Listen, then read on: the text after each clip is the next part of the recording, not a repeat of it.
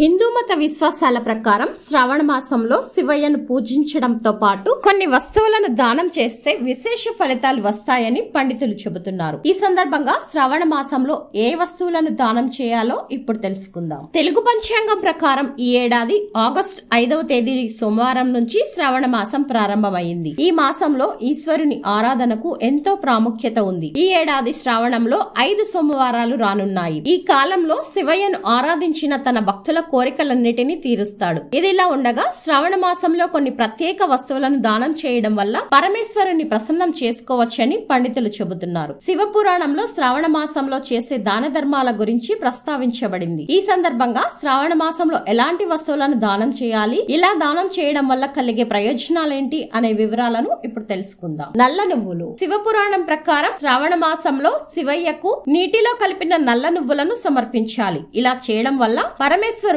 శనిదేవుని అనుగ్రహం తప్పక లభిస్తుంది. అంతేకాదు శని దోషం ప్రభావం కూడా తగ్గుతుంది. ఎవరి జాతకంలో శని స్థానం బలహీనంగా ఉంటుందో వారందరూ శ్రావణ సోమవారం లేదా శ్రావణ శనివారం రోజున నల్ల నువ్వులను దానం చేయాలి. ఇలా చేయడం వల్ల శనిగ్రహ దోషం నుంచి విముక్తి లభిస్తుంది. ఉప్పు. వాస్తు శాస్త్రం ప్రకారం మీ ఇంట్లో చిటికెడు ఉప్పు ఉన్న ప్రతికూల శక్తులను తొలగిస్తుంది. శివ పురాణం ప్రకారం ఎవరైనా వ్యక్తులు ఇబ్బందుల్లో ఉంటే శ్రావణ మాసంలో ఉప్పు దానం చేయాలి. ఇలా చేయడం వల్ల మీకు ప్రతికూల ఫలితాల నుంచి విముక్తి లభిస్తుంది. మీ జీవితంలో సంతోషం, ఐశ్వర్యం పెరుగుతాయి. రుద్రాక్ష. శివ పురాణం ప్రకారం శివయ్యకు రుద్రాక్ష అంటే చాలా ఇష్టం. ఈ రుద్రాక్షలు శివుని కన్నీటి నుంచి ఉద్భవించాయని పురాణాల్లో పేర్కొనబడింది. అందుకే శివయ్య మళ్లీ తన మెడలో రుద్రాక్షమాల వేసుకుంటాడు. రుద్రాక్ష అనేది శివయ్యలో భాగమని గ్రంథాలలో చెప్పబడింది. అందుకే శ్రావణ మాసంలో రుద్రాక్షను దానం చేసిన వారికి ఆయుష్ పెరుగుతుందని, అకాల మరణ భయం తొలగిపోతుందని చాలా మంది నమ్ముతారు. పసుపు రంగు దుస్తులు. శ్రావణ మాసంలో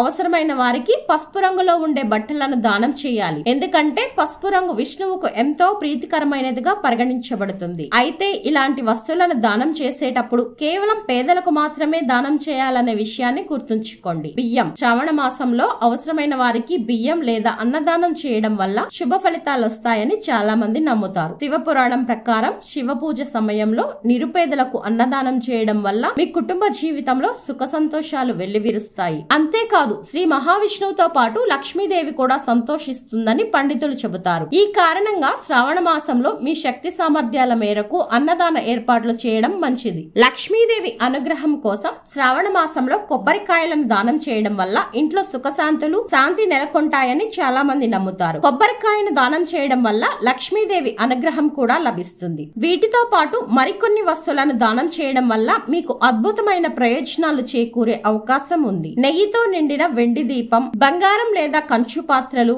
మినుములు, బెల్లం, పసుపు పువ్వులు, ఎర్ర చందనం, కర్పూరం, కుంకుమ, శంఖం, గరుడ గంట, ముత్యం, వజ్రం, పచ్చరాయి, పత్తి బట్టలు, పట్టు వస్త్రాలు, నువ్వుల బెల్లం, గోధుమలు, బియ్యం, పాలు, చక్కెర, తేనె, రాగి పాత్ర, వెండి నందిని దానం చేయవచ్చు.